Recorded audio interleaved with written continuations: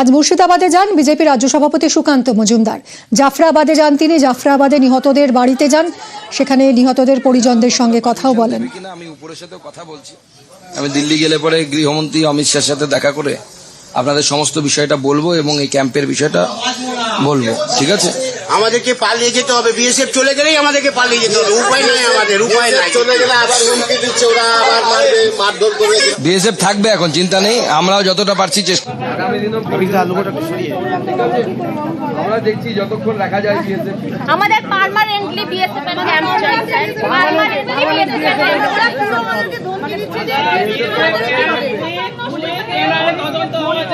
NI তদন্ত হওয়া চার স্যার।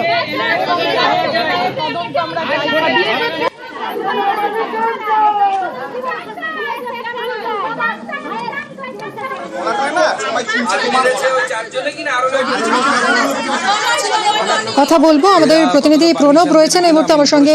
প্রণব, আমরা দেখতে পাচ্ছি যে মুর্শিদাবাদের যে অঞ্চলগুলোতে অশান্তি হয়েছিল সেই সব অঞ্চল আজ ঘুরে দেখেন সুকান্ত মজুমদার, নিহতদের বাড়িতে যান, তাদের পরিজনদের সঙ্গে কথাও বলেন। কি মূলত কি দাবি করছেন এরপর? পুরো এলাকা ঘুরে দেখে কি বলছেন সুকান্ত মজুমদার? দেখো, কাছে যে ক্ষতিগ্রস্ত পরিবারগুলোর সঙ্গে তিনি কথা বলেন এবং ক্ষতিগ্রস্ত পরিবারগুলো মূলত দাবি করেছে তাদের সুরক্ষা, যারা তারা ফিরে এসেছে, যারা গ্রাম ছাড়া ছিলেন, ঘর ছাড়া ছিলেন, তারা প্রত্যেকেই ফিরে এসেছেন এবং সেই কারণে তারা মূলত দাবি করছেন গ্রামের মধ্যেই যাতে বিএসএফ এর ক্যাম্পটা থাকে সেই ব্যবস্থা কিন্তু তারা দাবি করছেন এবং যাতে সঠিকভাবে তদন্ত হয় এবং মৃত যে বাবা এই পরিবারের মধ্যে অনেকটা সময় কাটান, তাদের সঙ্গে কথা বলেন এবং তারা তাদের পরিবারের লোকরাও চান যে যাদেরকে দুইজনকে খুন করলো তাদের যেন চরম শাস্তি হয় এবং যারা গ্রেপ্তার হয়েছে তারা যেন কোনোভাবে ছাড়া না পায় সেই ব্যাপারে নিশ্চিত করতে। এবং আশ্বাস দিলেন, এই পরিবারকে এখন আশ্বস্ত বোধ করছে?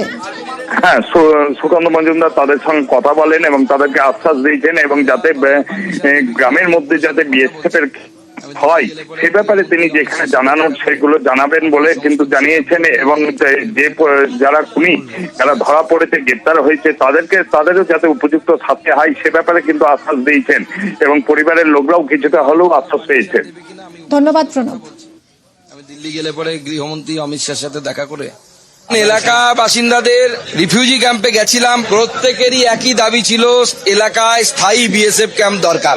রাজ্য পুলিশের উপর সাধারণ মানুষের কোনো বিশ্বাস নেই, কেউ বিশ্বাস করছে না। এখানে কেন্দ্রীয় বাহিনী অর্থাৎ বিএসএফ এর কমসে কম, কারণ বিএসএফ এর জুরিসডিকশনের মধ্যে পড়ে, তার স্থায়ী ক্যাম্প করার জন্য রাজ্য সরকার বা রাজ্যের হোম মন্ত্রণালয়, হোম ডিপার্টমেন্ট, কেন্দ্র সরকারের হোম ডিপার্টমেন্টের কাছে আবেদন করুক এবং আমরা কথা দিচ্ছি আমরা কেন্দ্র সরকারের সাথে কথা বলে সেইটা করার ব্যবস্থা করব।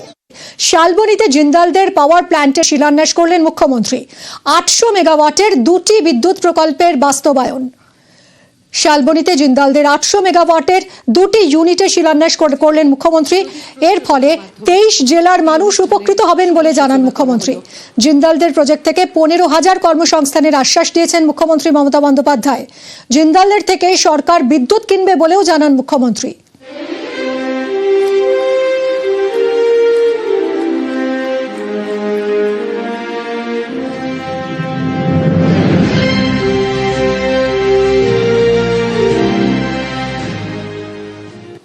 $16,000 কোটি টাকা খরচা করে ক্রিটিক্যাল কোল বেস থার্মাল পাওয়ার প্ল্যান্ট, বাংলায় এটা একটা ল্যান্ডমার্ক প্রজেক্ট। 800 করে 2টি ইউনিট হবে, অর্থাৎ 1600 মেগাওয়াট হবে পাওয়ার উৎপাদন। 23 district people will be covered by this power. It's a special type of eco friendly project. শুধুমাত্র এই প্রজেক্টে 15,000 মানুষের কাজ হবে। এই প্রজেক্ট থেকে আমরা ওদের কাছ থেকে বিদ্যুৎ কিনে নেব এবং ওদের আরো প্ল্যান আছে আগামী দিন আরো 2টো ইউনিট পাওয়ার ইউনিট তৈরি করার। আজ শালবনীতে জিন্দালদের পাওয়ার প্ল্যান্টের শিলান্যাস করেন মুখ্যমন্ত্রী। সেখান থেকে মুখ্যমন্ত্রী জানান রাজ্য বিদ্যুৎ দফতর আরো 5টি পাওয়ার প্ল্যান্ট তৈরি করছে। বিদ্যুৎ যত উৎপাদন বাড়বে ততই দাম কমবে বলে আশ্বাস মুখ্যমন্ত্রীর।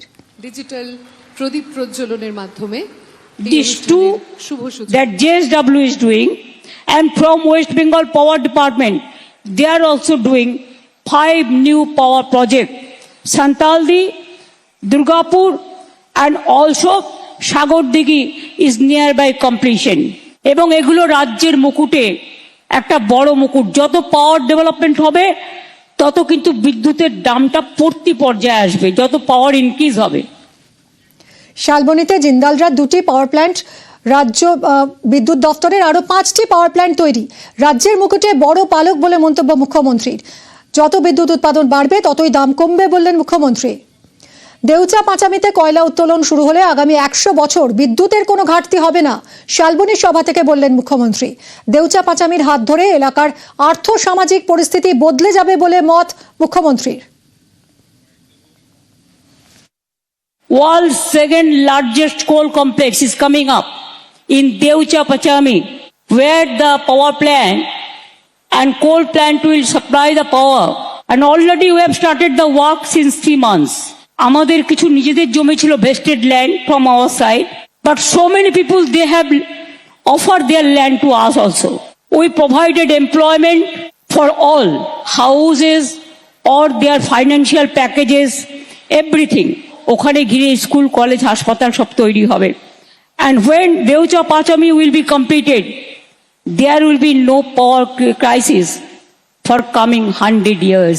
It will be a big achievement and it can help each and everybody. Deucha Pachamiতে আরো 1 লক্ষ লোকের কর্মসংস্থানও হবে। অনুষ্ঠানে উপস্থিত ছিলেন সজ্জন জিন্দাল এবং সৌরভ গঙ্গোপাধ্যায়। তারা কি বললেন শুনবো।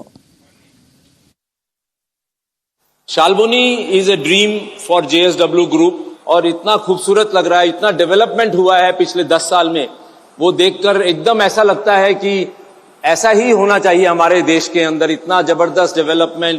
This Salboni land belongs to the farmers of this area, so therefore each one of you must get employment in this land.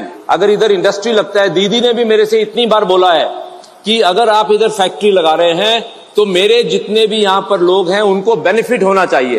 तो ये मेरी गारंटी है, ये मेरी प्रॉमिस है आप सबके सामने कि जितना भी यहाँ पर काम होगा उसका जो आपको बेनिफिट होगा, आपकी नेक्स्ट जनरेशन को उसका बेनिफिट होगा। 1600 मेगावाट का पावर प्लांट होगा और वो super ultra super critical power plant है। मतलब टेक्नोलॉजी में ये एक सबसे बढ़िया, सबसे अच्छा, सबसे हाईएस्ट रेटेड टेक्नोलॉजी का प्लांट होगा जो हमारे देश में अभी बहुत कम है। कोई पोल्यूशन नहीं होगा, बहुत खूबसूरत प्लांट होगा। The increasing power requirement of the state, as the state is developing very fast and industry is requiring more power, so that is why ये वाला पावर प्लांट यहाँ पर लगाया जा रहा है।